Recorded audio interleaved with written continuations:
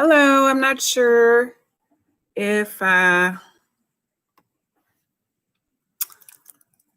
people are on a different live. I was trying to get this scheduled properly, but not sure if I did it quite right. Hi, how are you? Hey, V loves TNN. Hey, Burns. I don't know. I was trying to schedule my live and, use that one, but for some reason, it kept asking for my streaming software, and I don't have any streaming software. So it's like it wouldn't let me go live. So I was trying to figure out how to, you know, get live before without too much commotion. So I don't know. I'll try to figure that out. How are you doing, Burns? Oh, God's chosen vessel, Gwen. How are you, Sister Gwen? My local Texan now. Thank you all for coming in. I appreciate you all being here and being patient. I don't know, hopefully people will find me. All right, so hi, Macca, Kane E. Moore. Hey, how you doing? Good to see you. Thank you for coming in. I'll give it a couple. Oh, you're going to share me out. Thank you so much, Verns. I appreciate you so very much.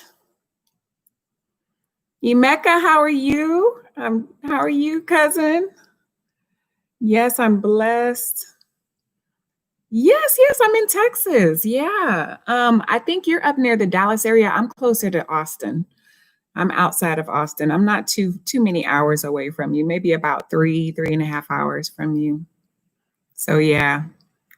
You love in Texas? It's hot. It's hot in Texas. I love Texas too, though. It's home, but like I say, I've been a lot of places. So, but Texas is still home for me. But I do love so many places that I've been. Hello, Nevin. Hi, nephew. Good to see you. Hi, RS Group of Learning. Thank you for coming in. I appreciate you being here. Hey, I am Content. How are you? I thought you were going to be here, there, and everywhere today. I saw you were, had some different live schedules. So thank you for popping in. I appreciate you being here. All right, well, I'm going to not delay too long because I want to make sure I give you all time to talk to me. I felt like kind of last time I did my live, I was doing all the talking, and I was like, the whole point is for you all to talk to me, hopefully. But this week, we dealt with anger. And like I said, anger, everything I talk about on this channel are things that I have personally had to deal with and overcome, struggle with, and probably still, somewhat battle to this day. So anger is something that we all experience. If you are here on live, hey, the positive pusher, how are you? Thank you for popping in. I appreciate you being here. I dealt with anger for many years, struggling with certain situations and especially family. And one of the things that was alarming to me as I got older was why it was so easy for me to be able to forgive certain situations, certain people so easy. Like something bad could happen. I could be like, oh, I could just chalk it up to this or that, and it wouldn't be a big deal. But when it came to certain situations,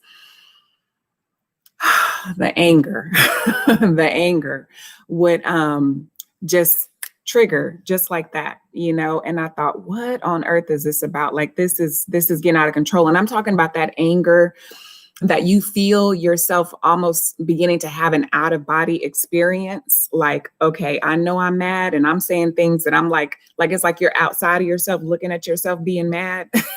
That's the kind of anger that I'm talking about. That. Hi, Be Amazing Sylvia. Hey, cousin Paul, how are you? So that is something that I knew that I needed to take time to address, was the anger.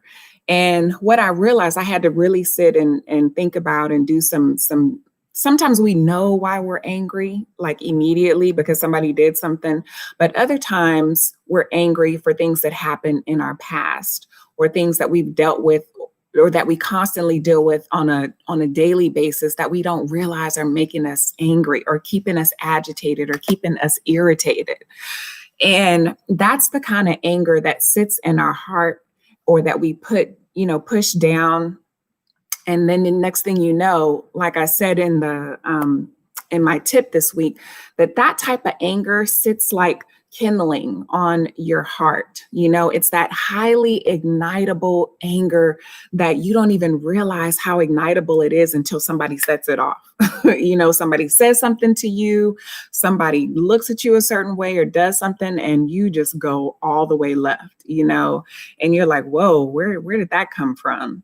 So that's when we need to realize that we are dealing with some unresolved issues in our hearts that we have to address.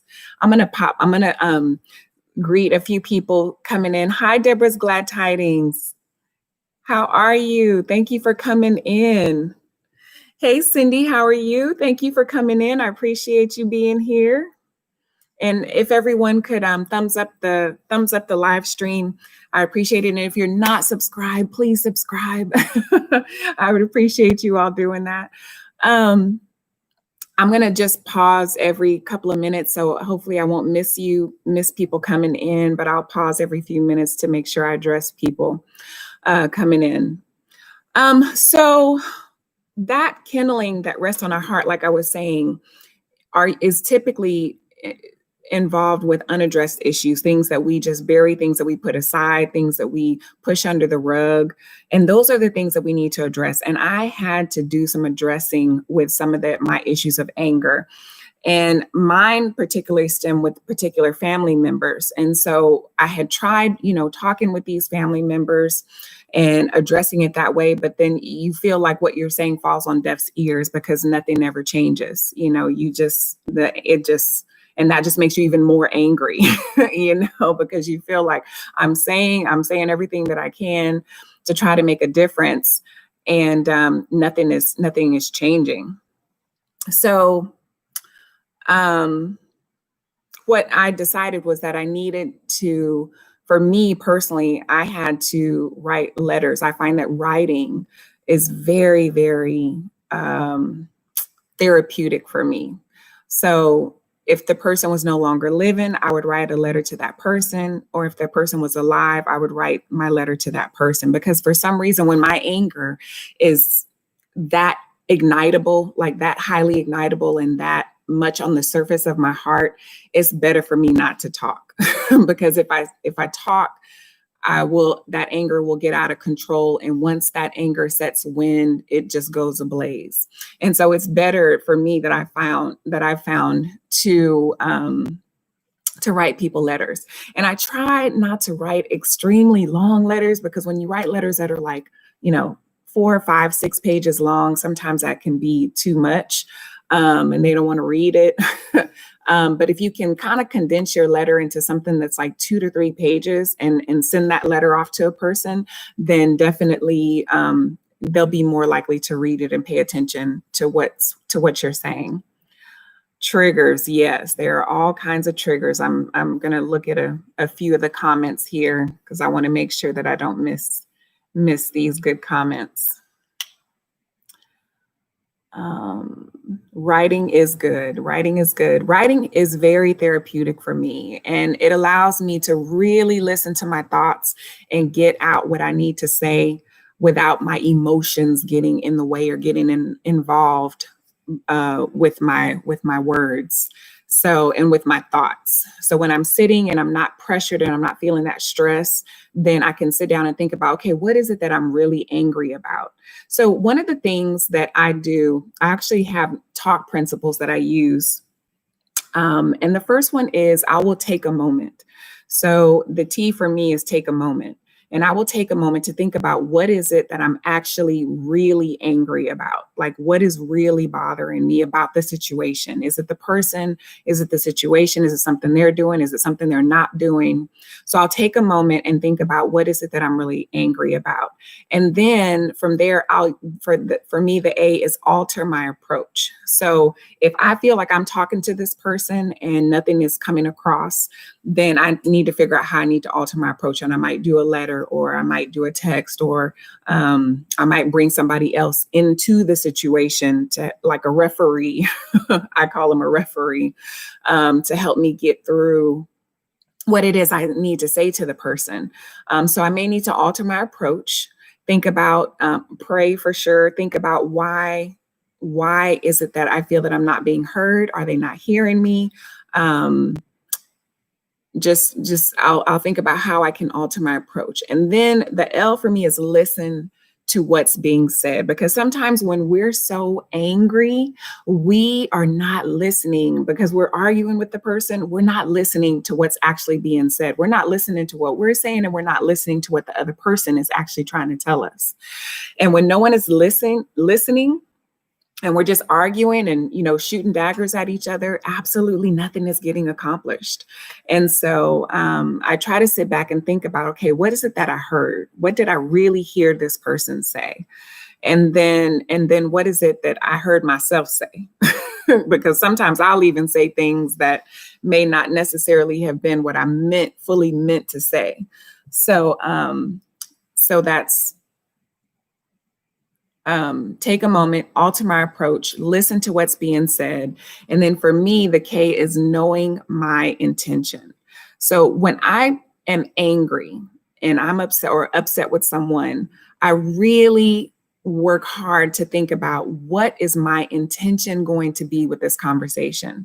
If I'm going to have a conversation with this person, what do I want to get out of this conversation? Do I just need them to understand what I'm saying? Am I trying to win them over? Am I trying to, get them to change their mind about something? Or am I trying to make some change? Whatever the situation is, I have to think about what my intention is, because that's going to determine how I'm going to approach the conversation. Okay, so take a look here. Hey, Brian. Hi, Janine. How are you? Let's see. He says, yes, over time, I am learning to listen, to understand, not listening to respond, of course. Yeah, absolutely. Listening to understand. And then, but sometimes we also get frustrated because we feel like we're trying to understand, but the other person's not trying to take the time to understand us. So that's something too that can be a trigger and set us off with our anger. Thank you, Janine. Oh, good. You're doing great. Thank you. All right. And then let's see. Then we went on to talk about anger's hidden assassin, this little tongue right here that sits between our teeth, and how it can cause such extreme damage in a person's life. And one of the reasons that the tongue is so destructive is because we can physically hurt somebody and those wounds can heal. We can,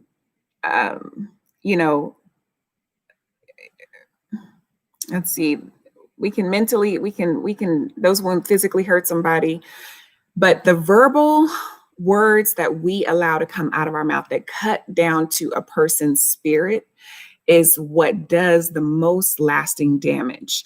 And it damages that person's spirit and their heart to their core, but that stuff gets stuck in our minds and in our spirits, and it gets passed down from generation to generation, right? How many times have we sat or gotten into a argument with a person, and all of a sudden we hear things coming out of our mouths that our parents said to us, or that we heard our grandparents say, or aunt or uncle say, because that's the stuff that cut us, and that's the stuff that we use to continue to cut others.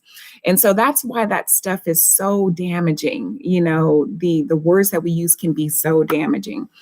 And especially when the words we are saying are, and when we're shooting those daggers around other people and not just the person that we're in an argument with.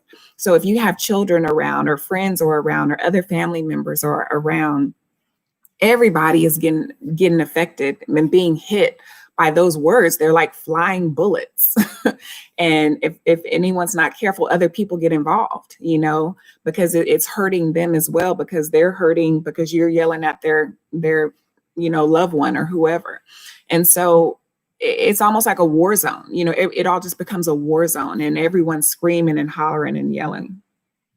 It is, and it's hard to recover, and only time can heal. Yes, time can heal, and the word of God can heal. And yes, it causes collateral damage. Yes, it's that collateral damage that people get affected.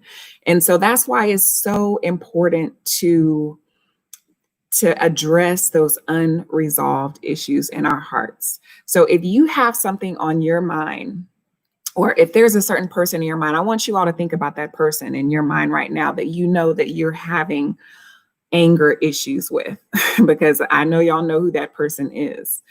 Think about what it is. A lot of us take the moment, the time to say, I'm just not going to talk to them anymore. And we just isolate them and put them out of our lives and think that that's going to solve the problem. But it doesn't. It doesn't. Just like the angry words we use to curse the person out, or, bless the person out, or cut the person up, doesn't take away the pain in our hearts. Neither does pushing them out of our lives, because what that does is puts us in a state of feeling abandoned, or them feeling abandoned. When I was mad at my one particular family member, and I tried to put them out of my life, it affected me and my relationships with other family members, with the people who I wanted to stay close to. And so then that left me feeling abandoned, and I thought, well, just because I don't want to talk to this person doesn't mean I shouldn't be able to continue talking to you. But because it made an uncomfortable situation, and people don't want to, people didn't want to get involved, or whatever the situation was, you find yourself feeling abandoned. And a lot of times the person that you're mad at, they're going on about their business. They still may not understand why you're mad at them. So, okay. What if the person is defensive when approached? They already have their guard up when you try to speak with them. Yes. You have to, one of the things that I do is I try to set a time. I find that people are more defensive when you come at them when they're not prepared for you to come at them. So like, let's say you see them at a family function and you pull them aside and you try to talk to them about a situation, or you just call out of the blue or something. I find that it's better if you try to set a time to talk to a person, and you may even want to let them know why you want to talk to them or what you want to address. I find that the defenses are a little less high, or a little less strong, and they're willing to say, okay. But when we approach people and they don't necessarily see us coming, yeah, you're gonna meet that wall real fast most of the time. So I find that is a little helpful to schedule a time to say, hey, and also let them know your intention. Let them know that I want to talk with you because I'm concerned about, what's happening in our relationship, how things are being played out, how we're relating to each other, how it's affecting, this, that, or the other. And so that they know that not only are you coming to them, but you're coming to them with good intentions. So when people know that you're coming to them and they know that it's about something that maybe neither one of you all really wants to talk about, but if they know that you're coming with the intention of trying to mend the relationship, that also helps with those walls of defense. It doesn't make them go away. It just makes them, a little less, a little more approachable, if that helps. I know I felt like that after my divorce. Okay. Yeah. Yes. And hi, Be Amazing, Sylvia. Yes, anger does divide the family. And that is the number one thing that I want everyone to understand, is that the reason we allow anger, and this was that scripture that I talked about in Ecclesiastes 7 and 9, about how the enemy uses anger, and that anger can only sit in a fool's heart. I mean, when I read that, I was like blown away. Like, how can I be the fool for being angry when I'm not the one who caused the offense? And so I had to really think about, how me looking at anger caused me to, holding on to anger was causing me to be the fool. And so, but when I realized how the enemy uses anger to cause that division, to cause that discord, to cause disruption in our lives, then I begin to realize, like, hey, I'm sitting exactly where he wants me to sit. Because I'm mad at this person, I no longer am in relationship with this person. Or because I'm mad at, this situation, I'm no longer receiving any benefits, from this situation. And so once I realized that my anger is not necessarily just towards the person, but also towards the enemy within that person and the enemy within me, then I began to realize I'm not going to let the devil have this. I'm not going to let the devil take away my family member. I'm not going to let the devil take away what I'm supposed to have just because, he's created this situation between us. And so then I got intentional. About what I wanted to, how I wanted to heal and mend this relationship. And it allowed me to get mad at the devil, to place my anger where it should be, to get mad at the enemy. Let's see. Blindsiding the person will definitely cause the wall to go up. Yes, it will. Harming ourselves. Yes, we are harming ourselves holding on to anger. Anger is dangerous. If it abides, it creates open doors for the enemy. Yes. Don't let the devil steal your joy. It reminds me of the saying of holding on to anger is like drinking poison and watching the other person die. That's right. That's exactly what it's like. That is exactly what it's like. So we have to be willing to let go of that anger, address the anger. And here's something too that I want you all to understand. Being able to deal with your anger or manage your anger or get to a space where we're not letting our anger control us, that doesn't mean that the person that we were angry with, we're now going to be best friends. Okay. You still may have to set some barriers and some boundaries around that person for the sake of your health, your mental health, your emotional health, your spirit.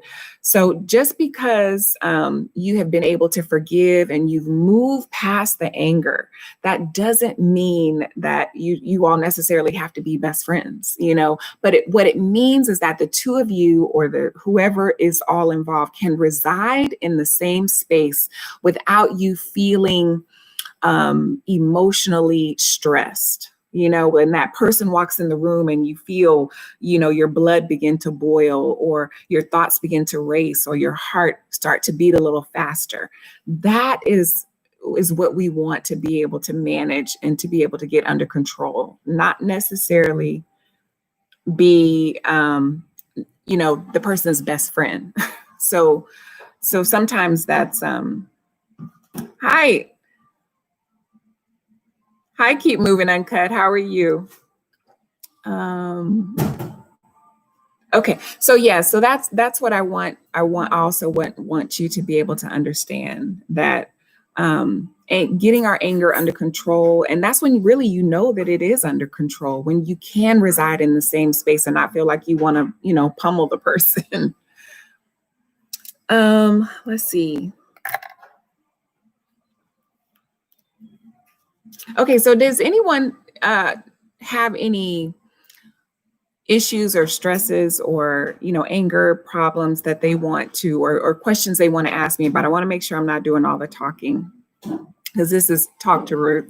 and not me doing all the talking. So does anyone have any questions that they're dealing with or struggling with with their anger, or a particular situation that you care to share?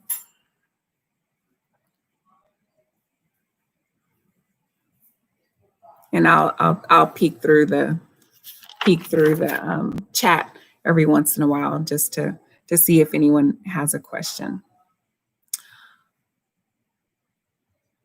So when you're dealing with your anger, you let me try to think how I can say this. When you're dealing with your anger, you want to make sure that you are doing some self-care. Sometimes our anger is also requires us to do some self-care.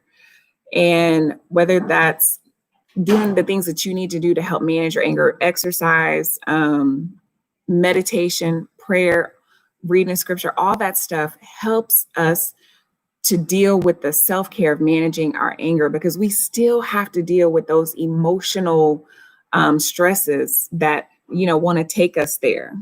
Let's see. How do you talk to someone who has anger problems that is destroying your home?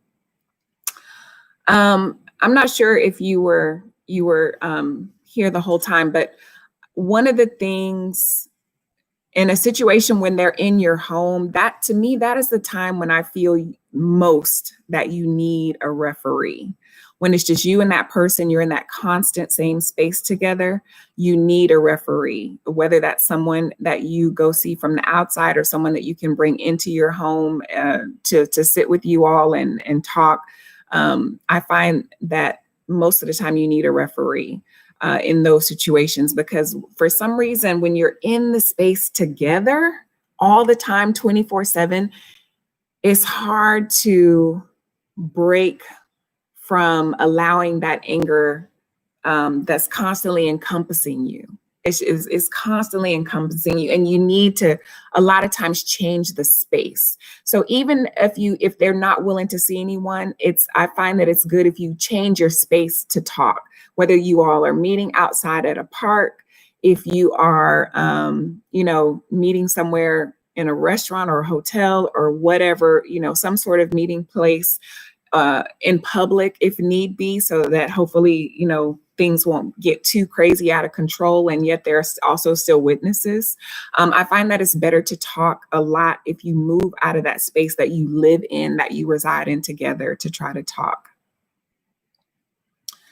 Yeah, that tends to be very helpful. And then when you go back home, you can get back to sort of doing the day-to-day life stuff, but also feel like you've been able to address the situation. I also find that doing it outside is actually even better than doing it inside, because the fresh air and the sun and all that stuff, I think, also plays a role in being able to release the things that you need to say.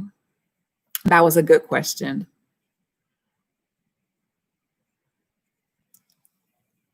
Okay. Any other questions that people are struggling with their anger, particular family members, friends, situations? Let me just type it in the chat if you have any questions about that. Any more questions?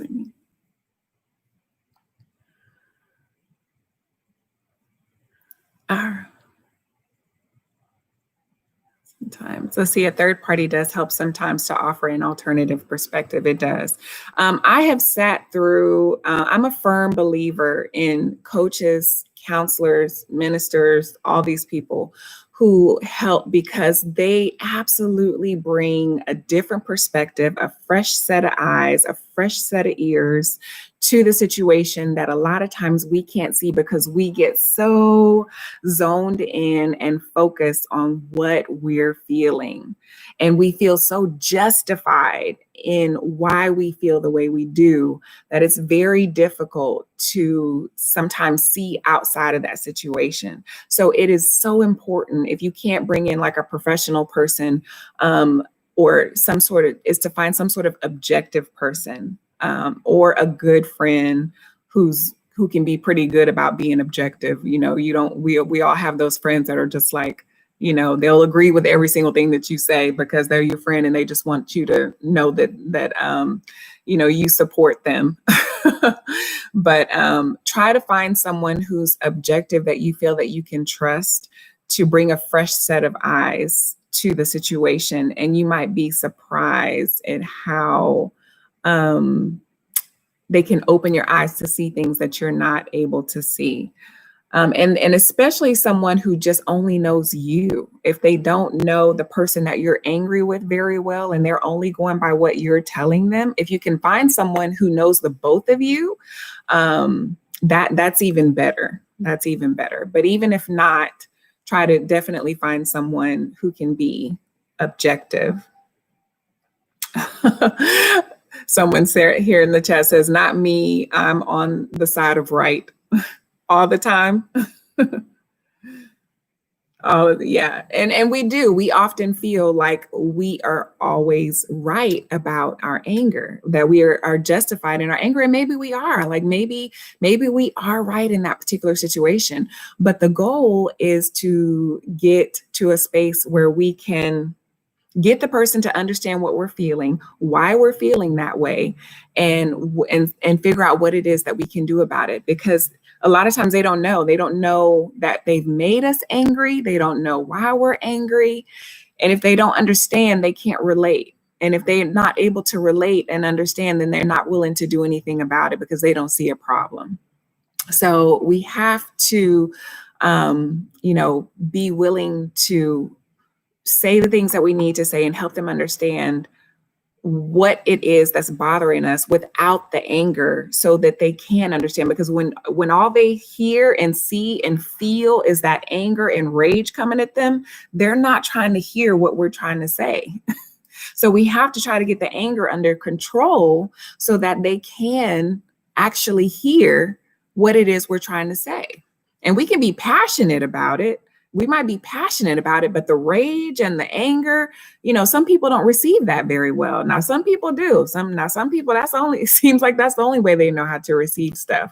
But either way, I guarantee you, sincerity speaks louder than rage. Sincerity, when people see that you are coming at them with a sincere heart, a lot of times it's still going to speak louder than that rage. When it comes to being an unbiased, yes, third party. So try a different approach, you know, and that goes back to that approach. Try a different approach to see what are they resonating with? What are they understanding? How can we get them to a space where they're not just angry at us, but we can get to their heart. We're trying to get into their heart space so that they can understand why we're so mad or why we're so offended in our heart space. Hi, Kiara T. How are you? Welcome in. So when we can, you know, touch their heart in a way, then they're going to be more willing to listen to what we have to say versus when we just bring them rage and just are screaming and hollering and cussing and fussing and everything else that we do when we allow that anger to get out of control. Let's see what else. Here to learn. Okay, but thank you.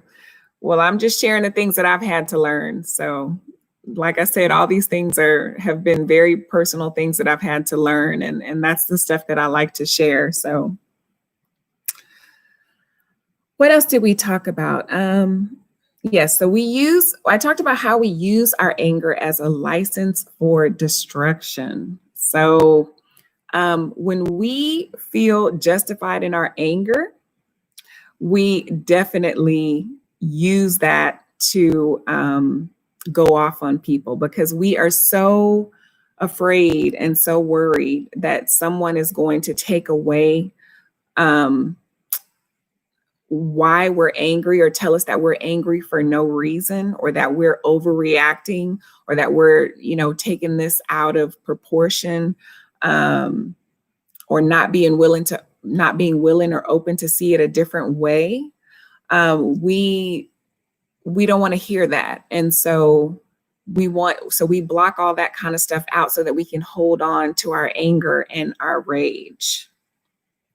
And we have to be willing to that's why I said we have to be willing to see that objective person to help us see things from a different perspective so that we are able to approach the person in a different way and get better results, from our conversation. Hi, Sit and Mo. Hi, Sit and Mo. Thank you. Welcome in. Welcome in. For those of you who just come in, I posed the question asking people what issues they're having with their anger. What are you all finding hard to get out of your minds when it comes to your anger? What are you struggling with when it comes to your anger? Who are you struggling with? Or if you have a particular situation that you care to share, and we can try to talk through what anger issue you're having, whether it's a family member, a friend, or whatever the situation. Hello, Miss Gorgeous Charlie. How are you? Welcome in. And Brittany Duh, I'm sorry I didn't see you. Hi, Brittany. I appreciate you being here. Okay, I think I've addressed everyone. All right. So no one's dealing with any anger? Are we all past our anger issues? I found I get upset when I'm feeling overwhelmed. Yes. I got angry one time and boom, a relationship of 2 years broken, shaking my head. I'm dealing with a breakup and I feel like it's my fault because I get angry and expressed how I was feeling. Oh yeah, that makes people. So let me go back and get the one where you're feeling overwhelmed.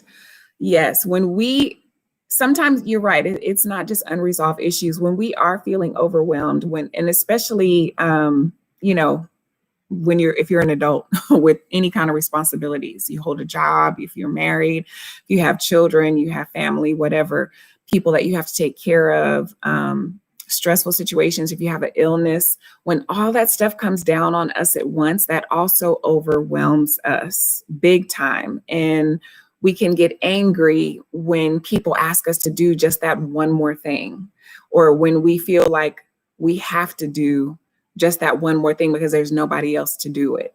So that type of bitterness also can be a trigger for anger.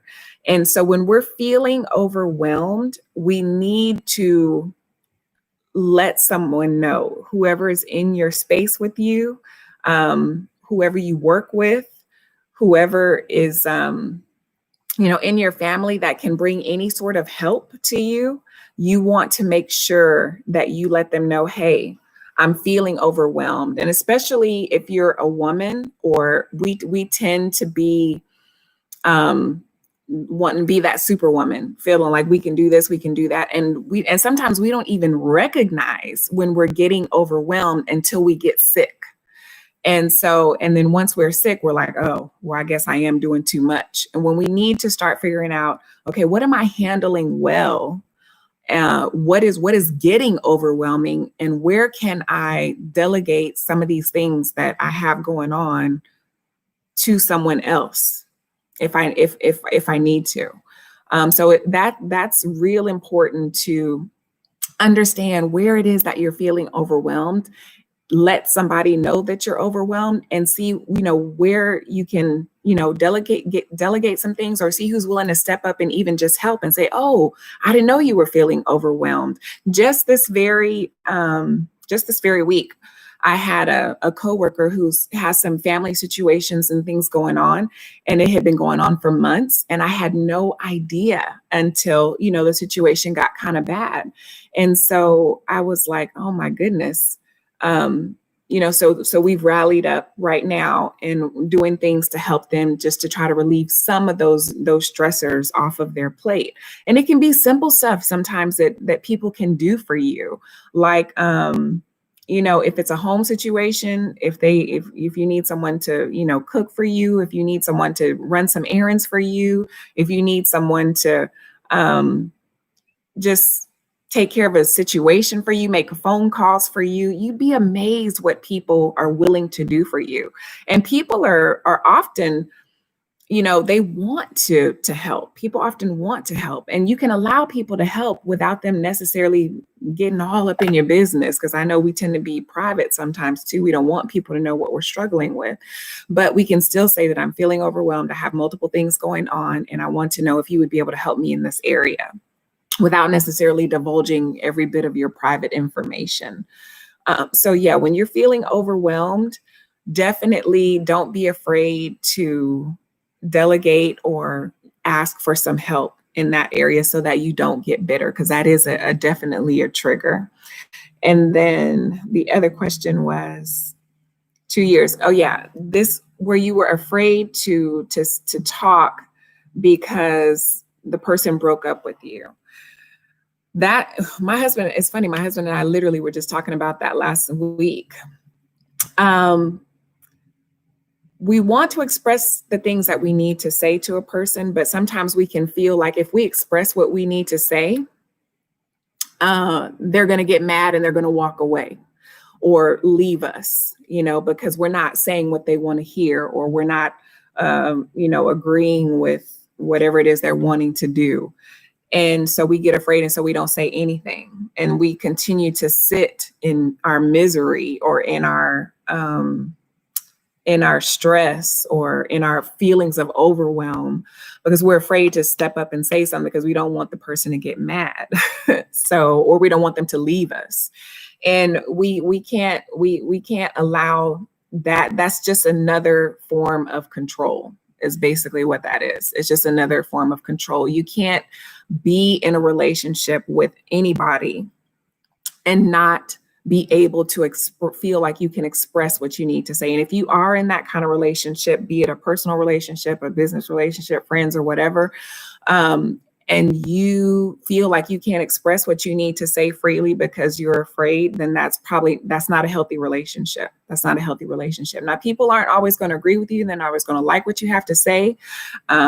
They may want things to be different, but you need to feel free to be able to express it. Now, you may have to figure out how to express it to a person, so that they'll receive it differently. Maybe it's not necessarily that they don't want to, that they're not interested in what you're struggling with, but maybe they don't particularly care for how you deliver it. And something that my husband and I do very often is, especially when we're upset and irritated about a situation, is we might say what it is we're feeling.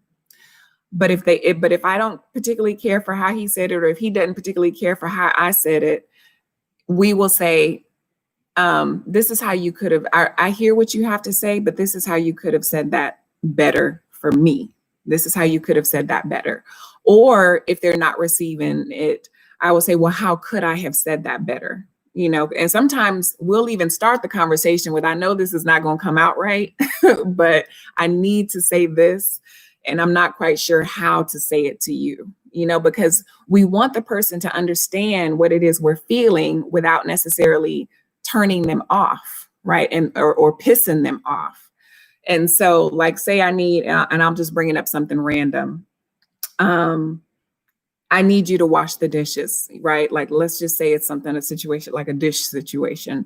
And because you come home every day, the dishes aren't washed, and it stresses me to have to come home to that. And now I could come home and say, wow, how come these dishes are never washed? Like, we can come home and go off on the person and say, why aren't these dishes washed? Well, how come I have to come home every day and this situation is still the same? Nothing has changed about it. I'm sick and tired of it, blah, blah, blah, blah, blah. Now, I understand that, that person, you might be upset about that, but that's not going to make me want to abide or, to your wishes. Versus if you come at me, or you come at the person and say, it this is a space that we share together, and it's stressful to me to have to be in a living space where, you know, things aren't in order, or things are always kept this way or that way, or this is something that stresses me out. And I'm wondering, what can we do to make this space better and more comfortable for the both of us? And something that would make me more comfortable, that will help me, is if, when we can make sure that these dishes are washed every night, or before morning. So if you guys understand what I'm saying, like, help the person to understand that why it bothers you, like, this bothers me, why it bothers me, how it keeps you stressed out, how it keeps you unfocused, or whatever. Like, if I can't focus when things are crazy and out of order, then that's affecting my day-to-day delivery, that's affecting my day-to-day mood, that's affecting my day-to-day communication with you. Versus versus this is something that we can do something about. Like, maybe that person didn't know that was that big of an issue for you. Sometimes people have issues with things that we don't know that they have issues with, or is affecting them, because we don't know that they have an issue with a particular thing that we could easily do something about. So you need to be willing to, when you're uncomfortable or upset about something, even if it's small, to be willing to say something about it, so that it doesn't become, a huge issue. Because that's what happens. We get in a big fight with someone, and then we bring up 10 other little things that we've been irritated about for months, when we could have been saying something about those 10 little things all along, and then never have gotten to the big eruption. Okay, I'm going to take these. Let's see. It's the way we say things, for sure. Yes, absolutely. Hi, Ruthie's Vlog World. Nice to see you. Welcome in. Yeah, so you want to make sure that when possible, if there are a little things, a lot of times we get to where we are feeling overwhelmed because there are so many little things that we just don't ever say anything about. And then when the big thing happens, it gets blown way out of proportion, because we already had 10 other little things that were keeping us, sparked and aflamed as well. So that's why it's important that you deal with those little things, so that it doesn't end up being huge things that can, break up a relationship. And that's when we start those conversations like, you never do this, or you're always doing that. And it's like, well, how can you say that? How can you say I never do this, or I've always done that? Because you've never even told them all along that these little things were issues. So we keep track a lot of times in our minds about little things, but they're not keeping track in their minds because they don't see them as issues.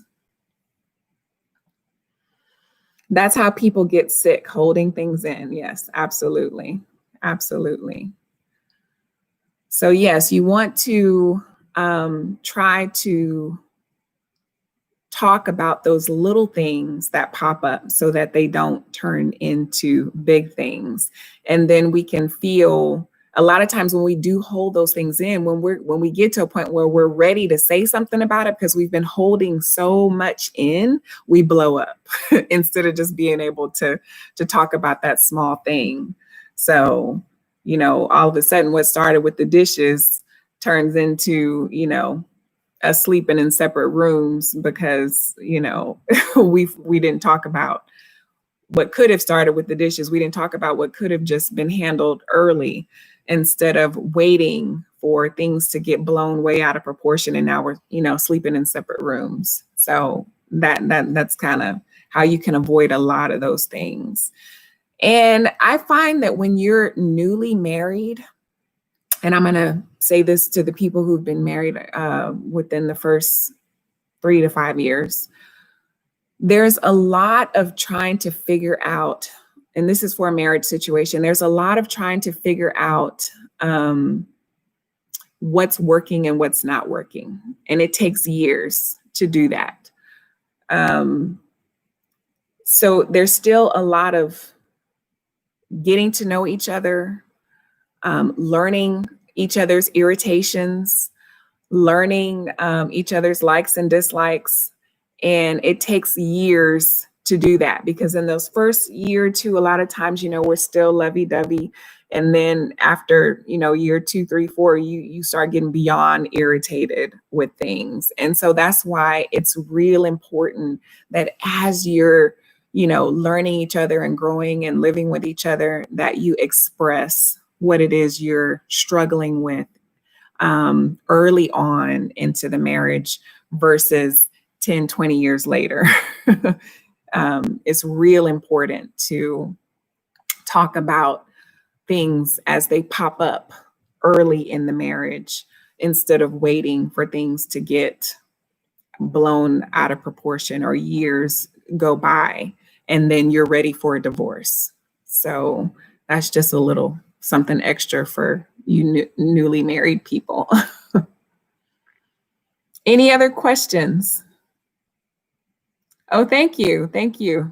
Yes, I keep my hair braided. I'm a busy, very busy person, woman. I, married and working and kids and, mom, parents, taking care of things. So yes, I try to keep my hair braided. The less I can have to, do to myself, the better off I am. That helps me and keeps me from feeling overwhelmed when I can know that my hair is done and I can just walk out the door, within 2 seconds if I need to, without having to feel like I have to spend the next 30 minutes doing anything vanity wise.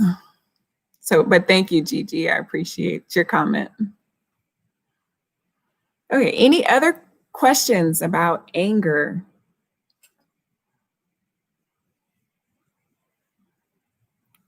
Let's see. Some men say us women talk too much. So that makes it hard for some of us to know when is the right time to talk to your mate. Oh, that's good. We do. Women do use a lot more words than men typically. That is why I do work on being intentional with what it is I'm trying to get across. A lot of times we babble or give a lot of extra words because we're trying to figure out what it is we're trying to say. But if you take the time to think about what it is you're bothered with or irritated by or angry about, you'll find that you can get to the point a lot faster versus trying to just figure out how to tell somebody something. So take a moment, think about what it is you want to say, think about what it is you want to get out of the conversation, and then that can kind of help minimize the words.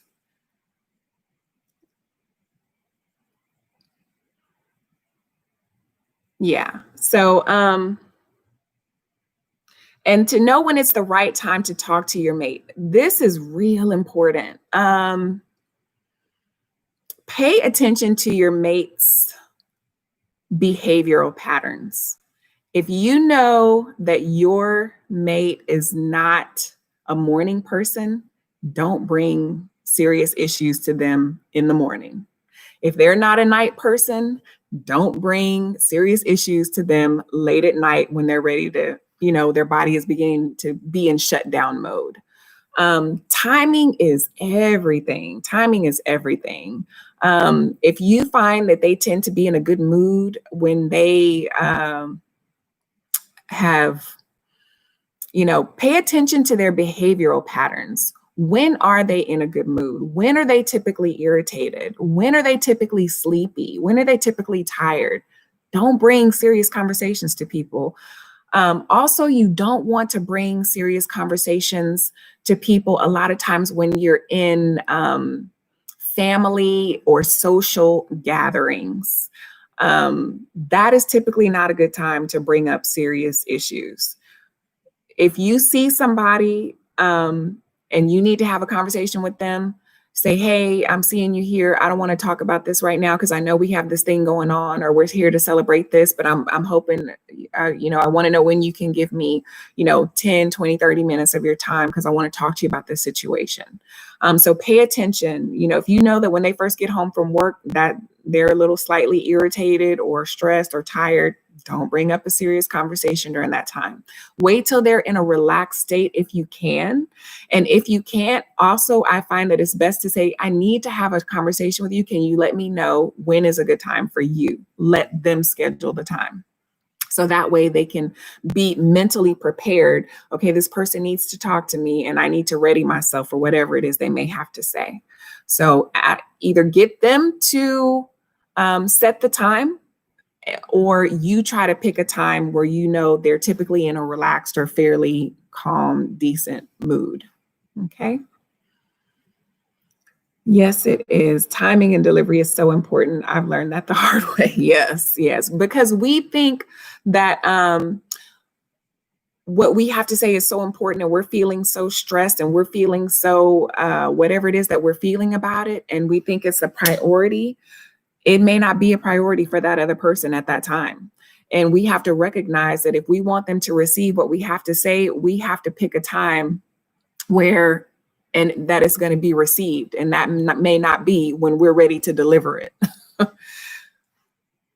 So yeah, definitely try to find a time, pick a time where they're relaxed, or ask them, say, I need to talk with you. I kind of want to talk about this. Can you let me know when would be a good time for you to talk to me about this particular situation? And I find that goes over almost the best when you let them pick a time to talk and then you say what it is you need to say. Well, it is close to my hour, so I'm going to go ahead and wrap up here. I want to thank every single person who popped in here. I'm going to grow up. Hi, Sticks girl. How are you? Gigi, I want to make sure I spoke to everyone who came in. I hope I didn't miss anybody. Thank you, Sit and Mo. Oh, Miss Gorgeous Charlie, I didn't see you. I'm sorry, I missed you. Welcome in. And I just want to make sure I got everyone. I know I spoke with you, Be Amazing, Sylvia. And I'm going to also, I do want to give, let's see, the positive pusher. Yes, I spoke with you. V loves TNN. I believe I got everyone. All my family. All right. Yes, I believe I've addressed everyone. So thank you. Really informative. Thank you. I am content. I'm glad you enjoyed it. And I also do, hey Kiki, hey sis. Are you watching? Are you watching behind the curtains? How are you doing? Welcome in, and thank you for being here. So I'm going to go ahead and I want to close out with a prayer, but I also real quick, I just want to do a quick shout out. I have a lot of people who are here, who are here, subscribers from the Drop the Link Day. So Vern's Junk Closet and Be Amazing Sylvia, I see both of you all in here. They are both people who host that Drop the Link Day. So if you are a new YouTuber trying to grow your channel, you need to get linked up and subscribe to the Vern's Junk Closet there, as well as Be Amazing Sylvia. And there are several others of them. I'm just going to bring up those two tonight. But they do it every single day and at different hours. And you just need to have a less than 2-minute video, and they will drop your link out to everyone who pops in. And there are lots of people who are now getting familiar with Drop the Link Day. And so they're coming in and they're checking out your channel. They see what you do. And if they like you, they'll subscribe. And if not, they don't have to. It's not a sub for sub, but it is a way for you to promote your channel and get your content out there for people to see. And they do an amazing job with it. It's done very professionally, very well, and they do great with that. So a lot of people I have gained through doing Drop the Link Day, and I see a lot of those people in here now. So I thank you all for being here, and I thank you all for Drop the Link Day and the work that y'all do over there. So for sure, if you're a new creator or a struggling creator, get over there and get in and get your link dropped. Okay, so I just want to say a quick prayer and then we'll head on out. So, Father, we just come thanking you for this time. I thank you for allowing me to share the lessons that you've imparted upon me with each and every person here in this chat, those who will be watching the replay. I appreciate the lessons that you've taught me. To not allow me to be a fool so that the enemy no longer has any leverage in my heart to create discord, division, discontent with the people that I'm in relationship with. Father, he is here to kill, steal, and destroy the enemy. But Father, we know that you are greater, that you have greater purpose for our lives. And that if we just seek you, trust you, and impart your word in our hearts, we will be able to speak in love and get over our anger issues, move past them to do that which we have been called to do and heal our relationships. Father, heal the relationships out there right now that are struggling, the bitter hearts that are being taken over by their anger.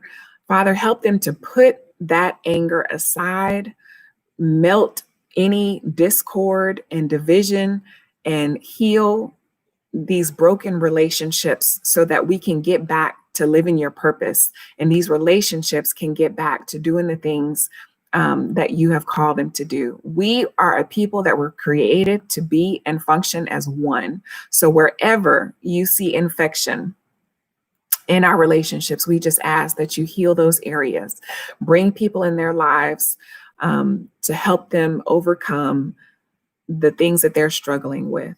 I just thank you for who you are. We thank you for your love, your grace, and your mercy. And these things we ask in your son, Jesus' name. Amen. All right, everyone. I will see you all on Tuesday for our talk tips, Thursdays for talk lessons, and next Saturday for our Talk to Ruth live sessions. So thank you again for being here, and I'll see you all soon. All right. Until next time, be the light. Be the light. All right. Bye-bye.